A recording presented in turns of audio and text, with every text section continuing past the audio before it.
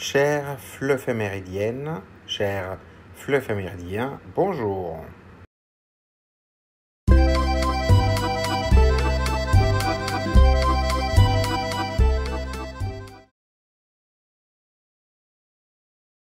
La Semaine européenne de la mobilité, lancée par la Commission européenne en 2002, encourage l'utilisation de moyens de transport durables et collectifs pour réduire la pollution, fluidifier la circulation et améliorer la qualité de vie en ville.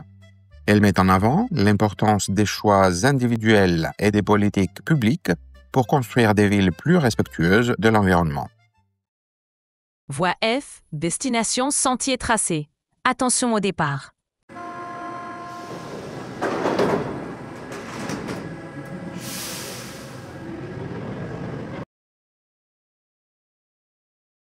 Première question.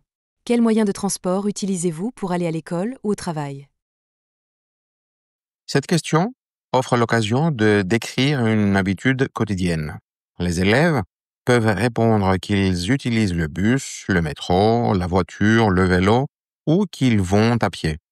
Il est possible d'ajouter pourquoi, parce que c'est rapide, économique, pratique ou écologique.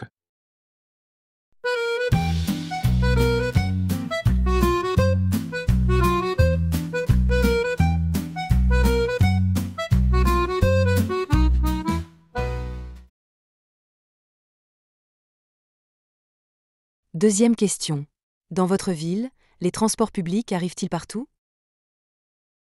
C'est l'occasion de décrire la situation locale. On peut dire que le réseau dessert bien tous les quartiers, avec des bus ou des métros fréquents et pratiques. Au contraire, on peut aussi expliquer qu'il existe des zones mal desservies, où il faut attendre longtemps ou bien marcher beaucoup. Cette comparaison permet de mettre en évidence les points forts et les faiblesses du système.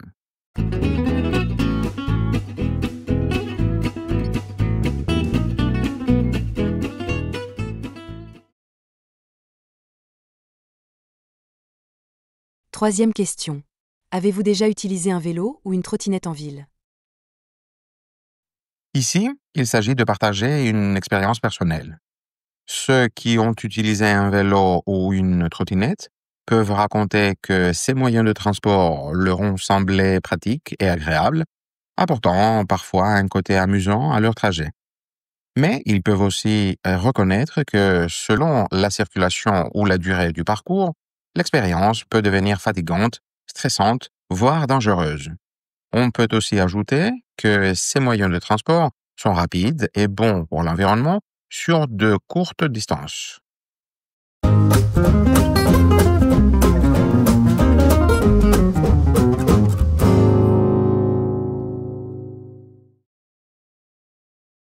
Voie L, destination terrain conquis. Attention au départ.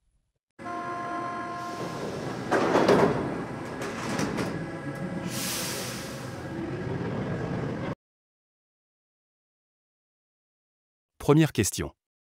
Quels sont les avantages et les inconvénients des transports publics dans votre ville ? Cette question pousse à comparer les aspects positifs et négatifs. Parmi les avantages, on trouve d'abord la réduction de la pollution et du trafic automobile. Chaque personne qui choisit le bus, le métro ou le tramway au lieu de sa voiture contribue à diminuer les embouteillages et les émissions de CO2.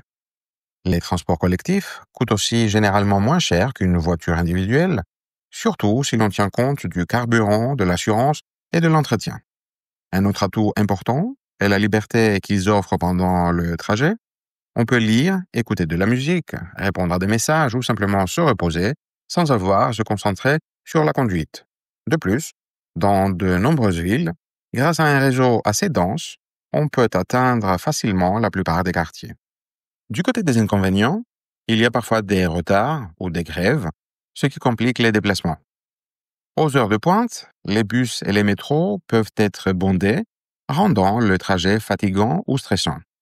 Dans certaines zones, le manque de confort, dû aux vieux véhicules et aux places assises limitées, ou le manque de sécurité, causé par un éclairage insuffisant ou la présence de pickpockets, peut également décourager certains usagers. Les horaires sont en général réduits en soirée ou le week-end, ce qui rend les déplacements plus difficiles en dehors des heures de bureau. En conclusion, une réponse équilibrée montrerait que, malgré leurs limites, les transports publics restent essentiels pour une mobilité durable. Ils offrent une alternative écologique et économique à la voiture individuelle et contribuent à construire des villes plus respirables et plus fluides.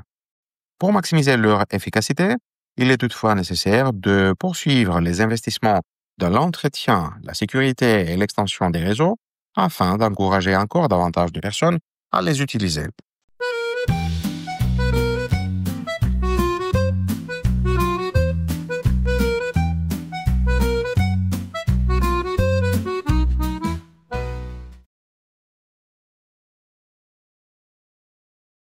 Deuxième question. Que pensez-vous des nouvelles formes de mobilité? Ces solutions sont positives car elles réduisent les émissions de CO2, diminuent le trafic automobile et offrent plus de flexibilité pour les déplacements. Elles peuvent aussi encourager un mode de vie plus écologique et collaboratif. Cependant, elles nécessitent des infrastructures adaptées, comme des pistes cyclables sûres et des bornes de recharge suffisantes, une bonne organisation et un usage responsable de la part des usagers. Certains pourraient également souligner des problèmes de sécurité, de stationnement ou de respect des règles de circulation. En conclusion, ces innovations ne remplacent pas complètement les transports traditionnels, mais elles les complètent efficacement et contribuent à une mobilité plus durable.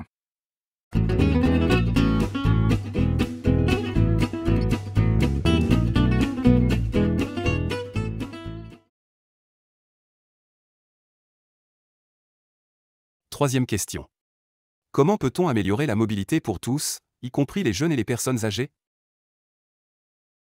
Cette question amène à réfléchir à l'inclusion et à l'accessibilité.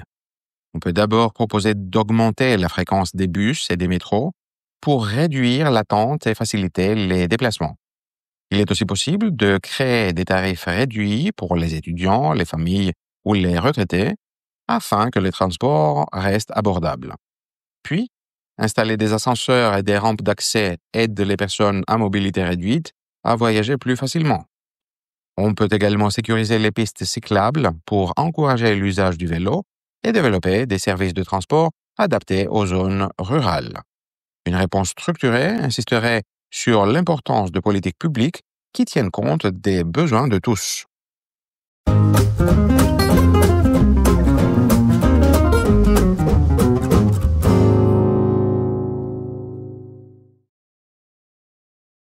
Voie E, destination, sommet atteint. Attention au départ.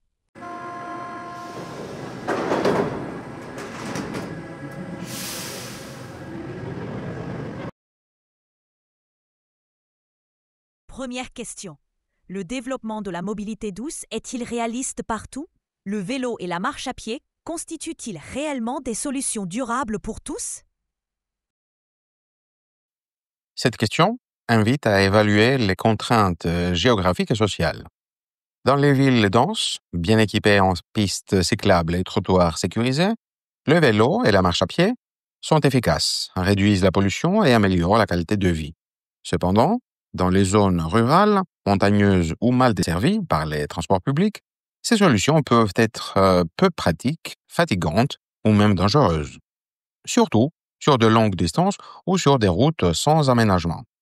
Une réponse nuancée soulignerait que la mobilité douce est une piste essentielle pour un avenir durable, mais qu'elle doit être accompagnée de transports collectifs performants et d'infrastructures adaptées aux différents contextes.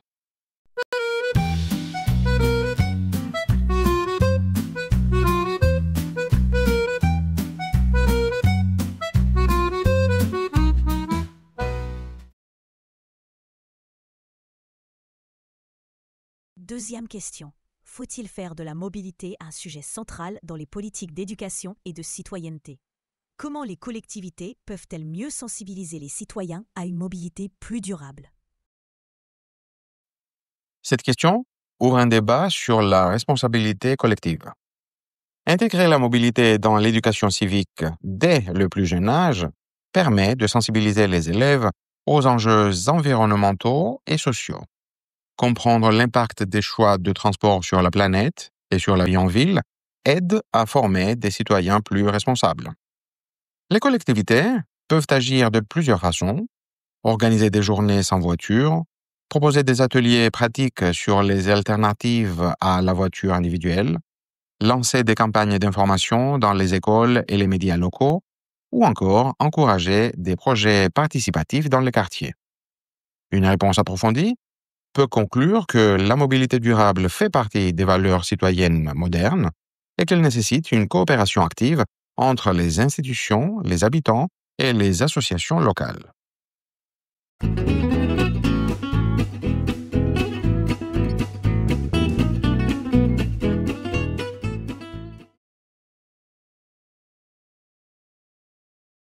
Troisième question. Pourquoi, selon vous, les habitudes de mobilité changent si lentement malgré les urgences climatiques? Peut-on vraiment changer sans repenser complètement nos modes de vie? Cette question amène à une réflexion globale.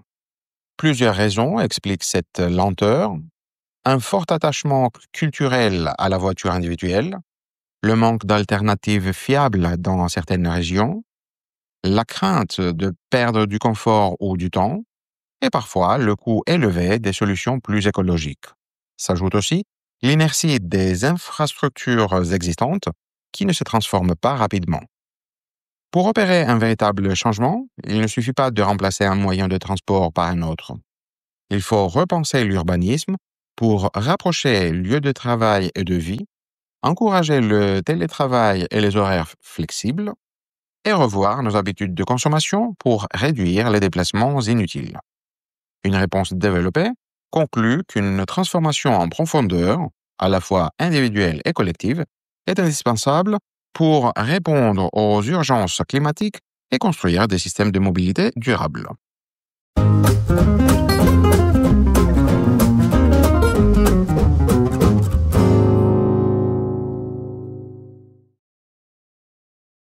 Prochain arrêt. Frère Jacques, dormez-vous, dormez-vous. Sonnez les matines, ding ding dong, ding ding dong. Chaque matin, il crée des rêves à croquer. Pain au chocolat danse sur son comptoir. Les brioches chantent l'histoire de son savoir.